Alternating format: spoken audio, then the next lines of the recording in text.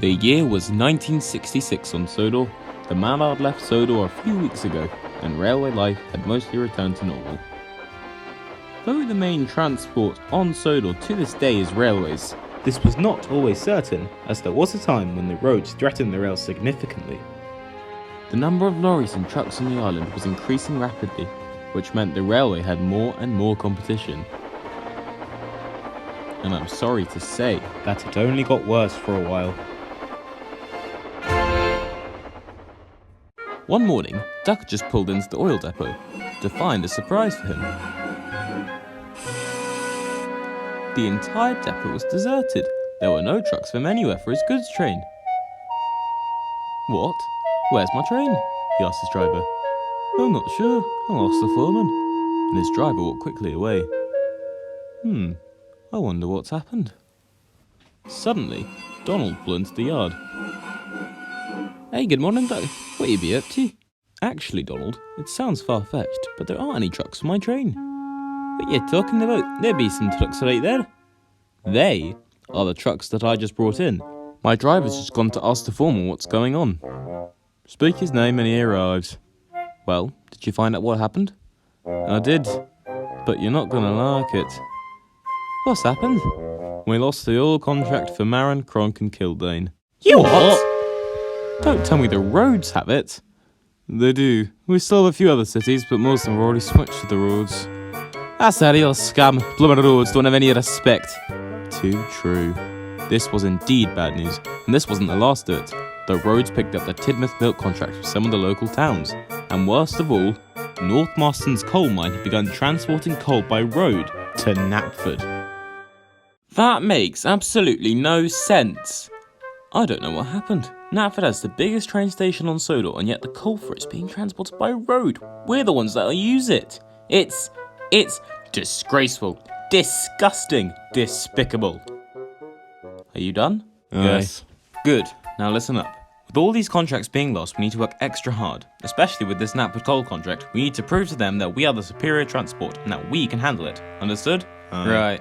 Henry was still a bit sceptical. He was worried even with the hard work they might not be able to regain the contract.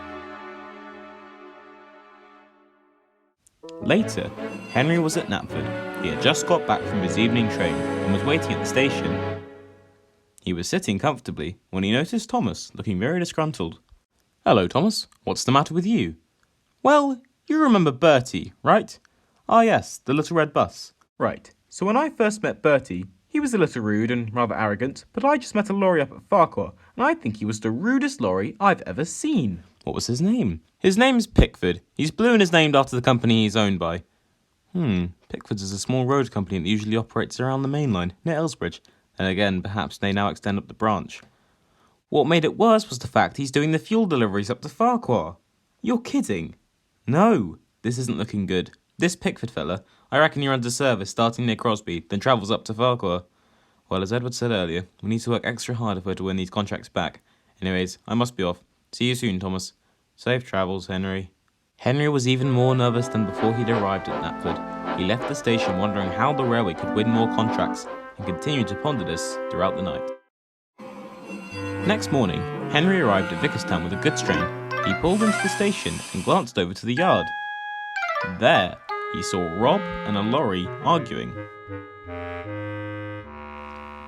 Look, I've told you before and I'll tell you again. You can't take this load. It's reserved for a railway goods train. Now you look here, mate. I'm taking this load and you can't stop me. And the lorry raced away. Grr, blasted lorry. Goodness, what was that all about? Oh, hi Henry. Don't mind him. It's just some pesky truck called Zoran. A crook if you ask me, but to his credit, he's great at pinching contracts. How's it been up here at Vickerstown? Not good. It's crawling with lorries around here. We lose contracts regularly, but then again, we did win one back the other day, as Adam and I helped by double-heading a long goods train to England. That's good to hear. Anyways, I must be off. Have a good day. Give my regards to the yardmaster. Will do. Have a good journey.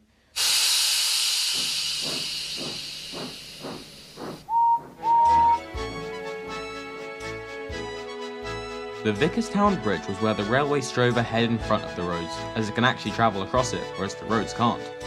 24, named Rob, who had arrived in 1942, is the station pilot at Vickerstown and handled the support.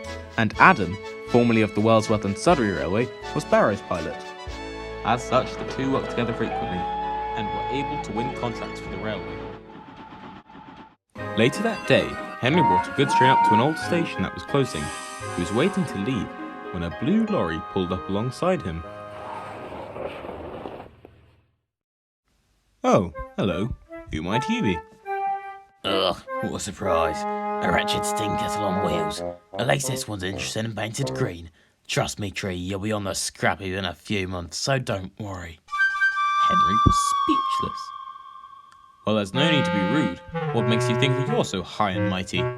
Seeing as my company is expanding rapidly and winning contracts daily, I think that makes me, quote, high and mighty. I'll have you know that the railways have been working for decades, and they'll be working for many more. It's unlikely that us powerful machines are going to get outmatched by... Sorry, Green Wheels, have to dash. Unlike the railways, we keep to time. And without another word, Pickford rushed away. Why, that pesky little box on wheels! Oh, when I get my hands on him. But you don't have hands, Henry. At this time, the viaduct was undergoing maintenance, so Boco had been sent to complete the repairs on the bridge.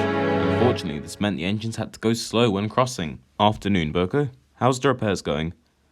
Actually, very good. The repairs have to be done by the railway, not the roads. Then again, it's the Topham Hatt who's paying for these repairs. Too true. How's your day been, Duck? Decent. Though I saw this reckless green tractor tearing about the place. I was worried I'd hit him if he went across the tracks. Maybe you should have then. Would have helped winning back contracts and all. Good point. Perhaps I'll try that. Anyways, I must be off. And Duck puffed away, leaving the others to deal with the repairs of the viaduct. The following morning, Henry brought the last train of supplies to the old station that was closing, when he heard a commotion. Goodness, what was that? Suddenly from over the hill, Pickford came tumbling down, crashing at full speed.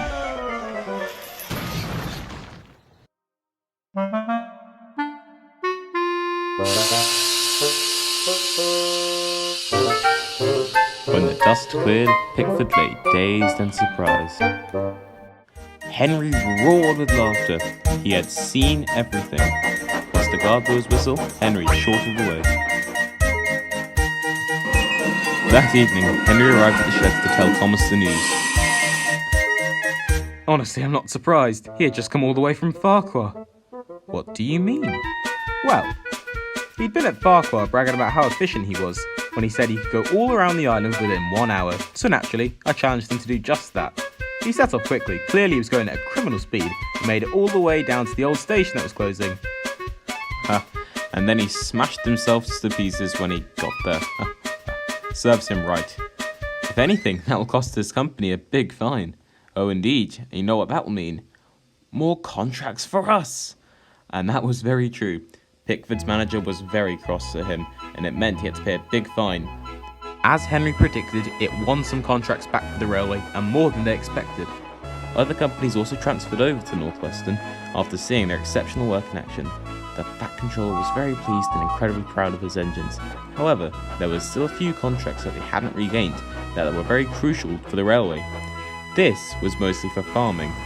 The railway had always managed to deliver farming equipment and supplies to nearby farms and towns, which had received high payment, but they had lost this to a certain tractor.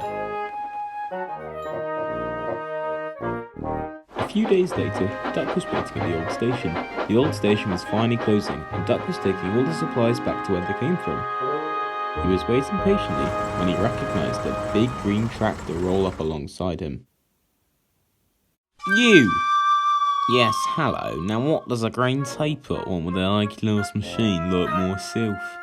Who do you think you are, tearing around the trackside? You'll get hit and damage yourself, not to mention lose a substantial amount of money in your company. I'll have you know that my name is Durbin, and I know what I'm doing, running near rails to show who's really the boss. I can go anywhere, anytime. Good day. With that, Durbin rolled away. I thought Pickford was bad. This one's a ruddy lunatic. Durbin became a constant sight around the railway, getting in the way of trains and obstructing the view of the rails. A nuisance to all. That afternoon, Duck pulled into the workshed when the foreman spotted him. Duck, wait, stop! Yes, sir? Duck, are you busy? Not right now, sir. My next train's in a few hours. Good. I need you to take this important train to Vickerstown. Vickerstown? It's incredibly urgent, Duck. No engine was scheduled to take it, and now no other engine is available. All right, sir. Where is it? Just over there on siding 3. Quickly now. Duck hurried over to the train and got coupled up. Then he set off.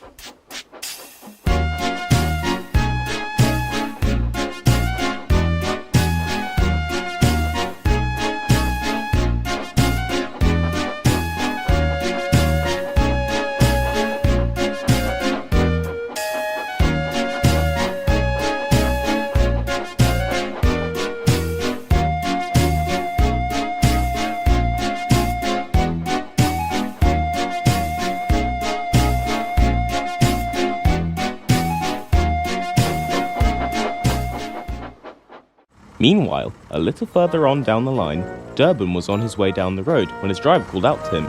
Come on, Durbin, you need to be on the other side of them tracks in 10 minutes.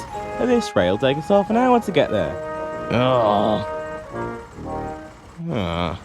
As he rolled along, he suddenly noticed a gap in the bushes by the rails. Oh, don't you worry.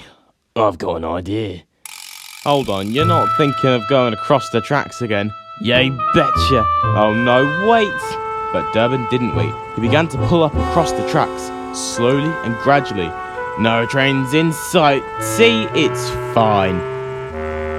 Until it wasn't. Eventually, They were stuck. huh? Suddenly, they heard a whistle. A shriek of horror ran through Durbin and his driver.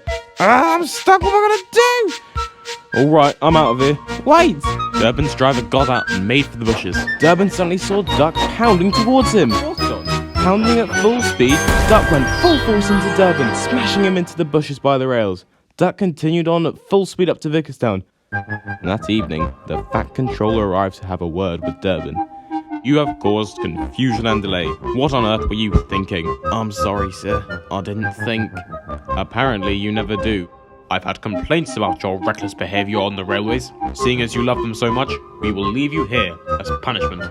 Good day, Durbin. And that was that. Durbin was indeed left by the railway. His absence on the roads helped the railway significantly. I like to think that poor old Durbin learnt his lesson. After all, he does look rather sorry for himself, wouldn't you agree?